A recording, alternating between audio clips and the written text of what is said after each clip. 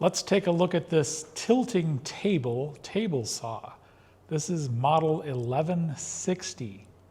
This machine is one of the oldest in my shop. I knew it was old when I first got it because it uses the old Delta Quality Tools branding.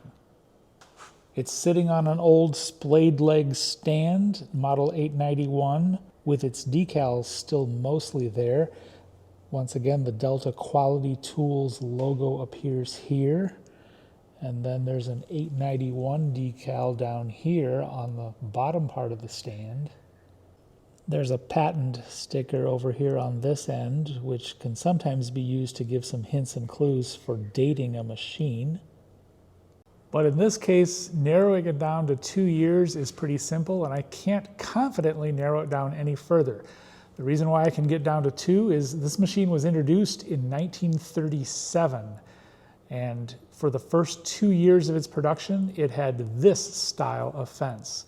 Sometime in 1938, they started shipping a different style of fence, so this machine basically has to be 1937 or 1938.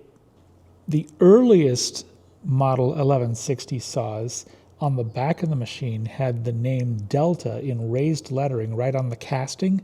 This one does not. So if it did, I would be confident this is 1937. So I can't be sure, but if I had to guess, I'm going to say 1938 for this machine. Restoration of this machine would involve some challenges. There's just a wee bit of rust here on the top, as you can see. You can also see I'm fortunate to have the fence with this machine, including the front and back rail, as well as the fence itself. I'm missing an end piece on the fence here, which is supposed to tie into the rod that comes all the way through and hook around the rear rail.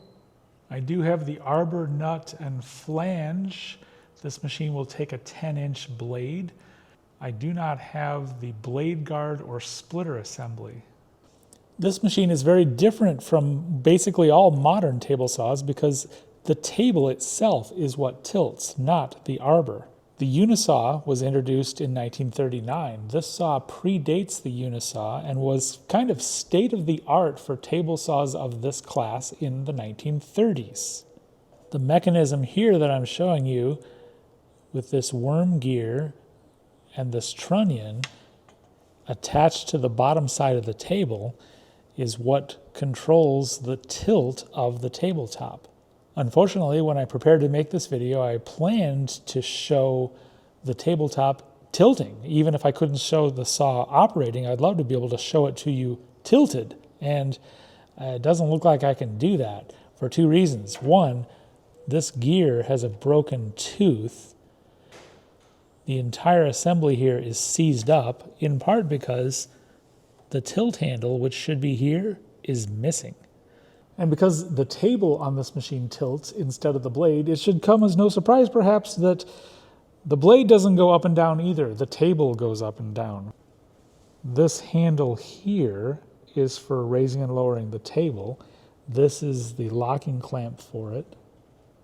This machine has a 3/4 horsepower repulsion induction motor spinning at 1725 RPM. It's a model 9100 motor. I believe it to be original.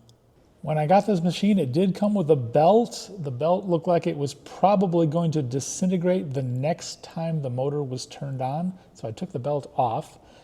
The pulley on the motor end is in pretty bad shape. Not sure it could be functional at all.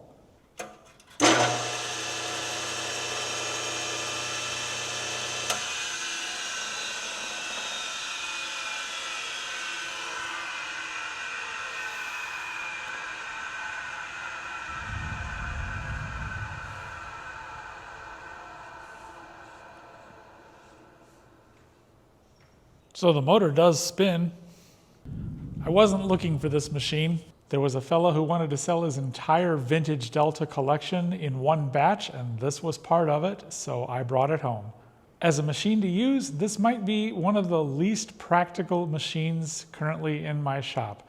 I can tell you I have no plans to start doing bevel cuts on a table that isn't level.